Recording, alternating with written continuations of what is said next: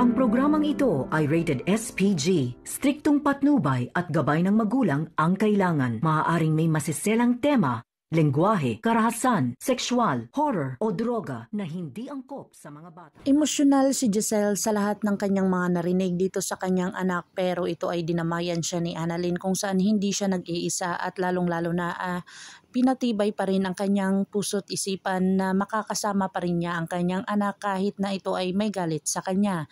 Gagawin niya ang lahat para dito ay magawa niya ng maayos at tama ang kanyang mga desisyon kung saan maghihingi siya ng tawa dito sa kanyang anak at hindi niya ito titigilan. Ito na rin ang mga sinasabi ni Dr. RJ Tanyag sa kanya at kung saan nilapitan siya dito at nanghingi ng tawad sa kanya dahil sa lahat ng mga ginagawang ni Dr. RJ sa kanya at misunderstanding nila. Ito ay hindi ikakatuwa ni Don Pepe kung ito ay magigising sa pagkakakoma kung ito ay hindi sila magkaayos. Dito na nga talagang nagkaayos na ang magkapatid at talagang dinamayan din siya ni Annalyn at hindi siya iniwan. Dito na nga si Justin ay hindi pa rin mababago ang kanyang isip na kung saan iba ito sa kanyang mga kinikilos at talagang mga dinadamdam. Dito na kaya ma-realize ni Justin ang mga sinasabi ni Annalyn sa kanya kung saan ang present ang kailangan ngayon at hindi ang past. Kasi nangyari na nga at hindi na maibabalik at talagang pinagsisisihan na kung ano ang nagawa pa noon.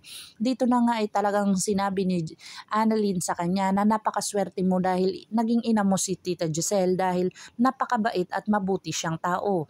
Dito na nga kaya ma-realize at mapapatawad ni Justin itong kanyang ina na talagang nangungulila sa kanya.